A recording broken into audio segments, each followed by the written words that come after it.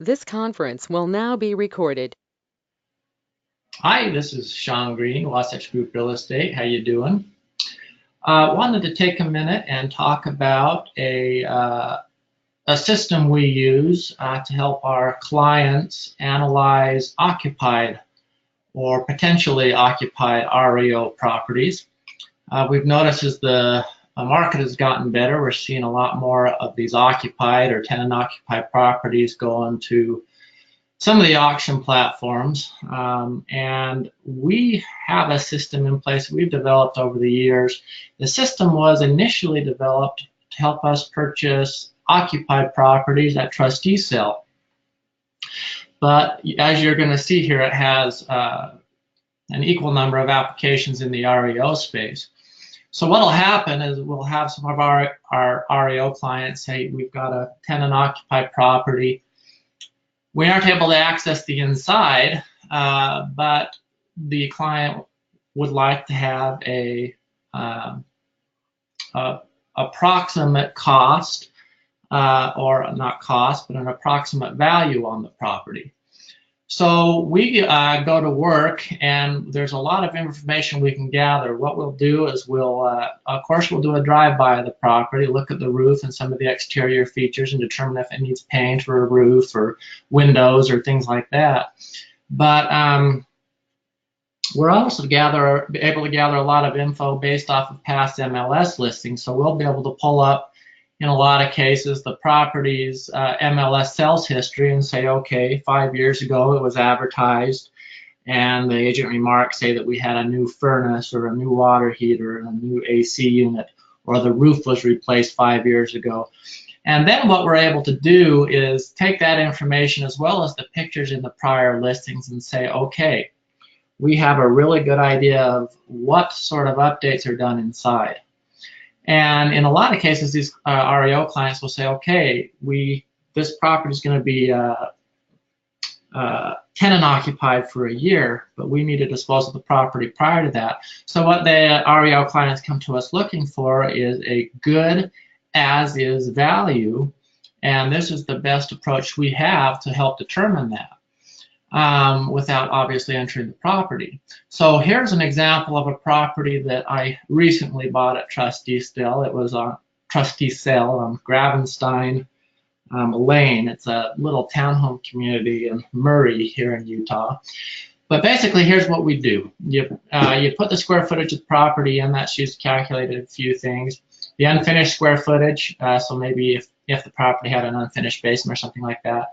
Roof square footage, basically the square footage of the area that is equivalent to the square footage of the roof. Bedroom count, bathroom count, all that fun stuff. And so what we do here is we have predetermined prices based on square footage for interior paint. So you go through here and say, okay, based on what we know, the property likely needs X. So in this case, I knew or had a very good idea that the property needed interior paint. I knew that more than likely it had outdated cabinets.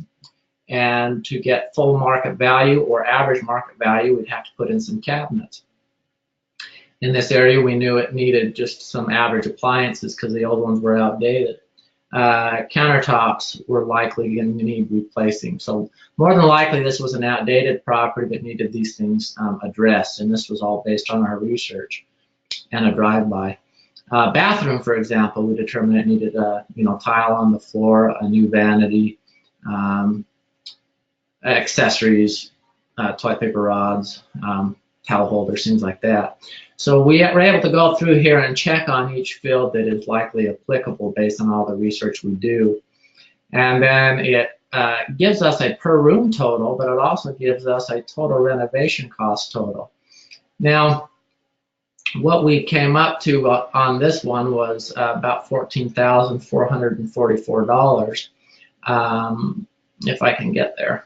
So there's your grand total. So we have a approximate renovation cost of $14,444. And what that tells us is it says, okay, an investor is going to take a look at this unoccupied property and figure that X number of items likely need to be replaced.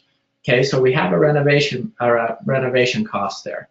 Now we're able to say, okay, if we have a renovation expenses of $14,444, and we know that the renovated market value or the average market value for reasonably renovated homes is $162,500, we can then start plugging in numbers in the purchase price bill to determine what its real value is. Okay, I've gone ahead and done this, but when you plug it in, it automatically gives you profit calculation. And it says, okay, so at X, at $115,000, there's a 17% cash on cash return for a cash buyer. Okay. Here it says that there's a 12.21% return for a hard money buyer, so an investor using hard money. It's really fun too because it gives you the difference in the spread between a cash buyer, what they are going to realize profit-wise, and what a hard money buyer is going to realize profit-wise. So the hard money buyer is going to realize a profit of about 12%, which is $17,000, whereas the cash buyer is going to realize about 22%. I'm sorry, 22,000. It is really fun to take these two values and leverage them and say, okay, so if we're really marketing to a legitimate cash buyer, we're going to be able to market the property higher, and in this case, about $5,000 higher than what an investor using hard money would be willing to pay for. Really is awesome. It helps to maximize profit and to really appeal to the cash buyers and ultimately net the most to the REO client, investor, or whatever it is. So anyway, hope this is kind of a fun insight into the systems we use at Trustee Sale, but more importantly, insight into how this can be leveraged in the REO space to significantly increase our clients' profits. Anyway, we'd love to implement this system for you. If there's anything we can do for you, please don't hesitate to get in touch with us. Thank you so much.